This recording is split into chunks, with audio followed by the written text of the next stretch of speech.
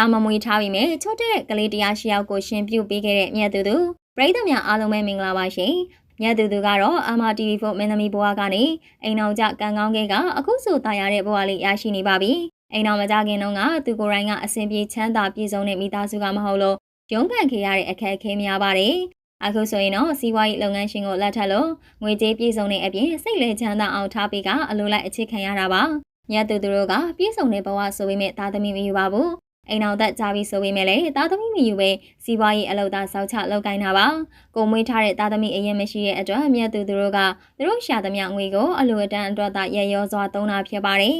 ဒါအရင်မရှိတဲ့အတွက်သူတို့ဇနီးမောင်နှံရဲ့ပထမဆုံးရှင်ပြုအလူကိုချို့တဲ့ကလေးတွေကိုအလိုအတန်းပြုခဲ့တာဖြစ်ပါတယ်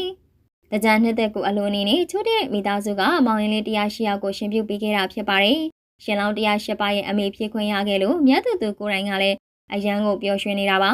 မောင်ရင်လောင်းလေးတွေကိုကိုရင်ဝတ်တဲ့အချိန်လိုအပ်ချက်တွေအားလုံးကိုလည်းမြတ်သူကပဲထောက်ပံ့ပေးတာဖြစ်ပါတယ်နှစ်သက်ကိုအလိုမှာအခုလိုလှူခွင့်ရတာမို့မြတ်သူဆိုရင်အလုထရကမကြီးဖြစ်ခွင့်ရတာကိုကျေနပ်မဆုံးဖြစ်နေတာပါသူတို့တာမမွေထားပြီးမြင်လိုအပ်တဲ့မိသားစုကသားလေးတွေကိုအခုလိုပဲရှင်ပြုပေးနိုင်ဖို့လဲဆက်လက်စူးစမ်းသွားအောင်ပါတကယ်တော့မြတ်သူနဲ့ခင်မွန်ဖြစ်သူတို့ကဘာသာတူကြသူတွေမဟုတ်ပါဘူးခင်မွန်ဖြစ်သူကခရစ်ယာန်ဘာသာဝင်ဖြစ်ကမြတ်သူကတော့ဗုဒ္ဓဘာသာကိုကိုးကွယ်တာဖြစ်ပါတယ်ဒါပေမဲ့သူတို့ကြားမှာပြဿနာမရှိပဲမြတ်သူအလိုလုပ်ချင်သမျှလဲခင်မွန်ကတတ်နိုင်သမျှအကုန်လိုက်ရောပေးတာဖြစ်ပါတယ်အလိုဒါနတွေအတူပြုကပါရမီဖြည့်ဘက်အဖြစ်ရှိပေးတာဖြစ်ပါတယ်အစားအစာအရာရာနားလည်ပြီးတဲ့ခင်ပွန်မျိုးကိုပိုင်ဆိုင်ထားလို့မြတ်သူကိုကံကောင်းတယ်လို့ဆိုကြတာဖြစ်ပါတယ်မြတ်သူတို့ကသူတို့ရဲ့ဥစ္စာပစ္စည်းတွေကိုလည်းဝန်ထမ်းတွေကိုအမွေပေးဖို့လှုပ်ထားတာပါလက်ရှိမှာမြတ်သူဖွင့်လှစ်ထားတဲ့စိန်ဆိုင်မှာလုပ်နေတဲ့ဝန်ထမ်းတွေကသူတို့အတွက်အကြည့်ပေးဆုံးဝန်ထမ်းကိုသာအမွေကိုခွဲပေးမှာဖြစ်ပါတယ်ဘယ်တယောက်ကိုပေးရမလဲဆိုတာမသိကြသေးပေမဲ့သူတို့အပေါ်တိတက်ကပြီးမှအကြဆုံးနေပေးနိုင်သူကိုသာပြီးသွားမှာဖြစ်ပါတယ်မြတ်သူကအိမ်အောင်ကြပြီးမှစီးပွားရေးလုပ်ငန်းရှင်လိုက်ဖြစ်လာခဲ့ပါပြီမြတ်သူလှုပ်ချင်တဲ့စီးပွားရေးလုပ်ငန်းတိုင်းကိုခင်မွန်ဖြစ်သူကတေချာထောက်ပံ့ပေးတာကြောင့်ပါအခုဆိုရင်မြတ်သူကအခြေလုပ်ငန်းလေးဦးစီးနေတဲ့အပြင်စိန်ဆိုင်လုပ်ငန်းကိုလည်းပို့ပြီးရောက်အားအောင်လုပ်နေတာပါဒါအပြင်အမှုပညာအလုပ်တွေလည်းပြန်စူးစမ်းကရိုက်ကူးနေပါပြီအရင်ကလိုမဟုတ်တော့ပဲဇလန်ကောင်းတွေကိုတေချာစီစစ်ရွေးချယ်ကတရုပ်ဆောင်သွားမှာပါ